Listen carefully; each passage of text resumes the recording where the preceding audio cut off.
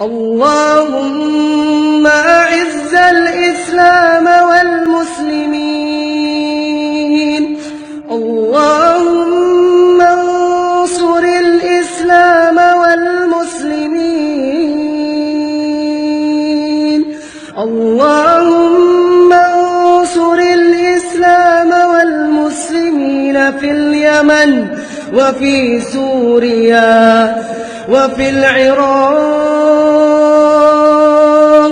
وفي ميانمار وفي روهينيا وفي فلسطين وفي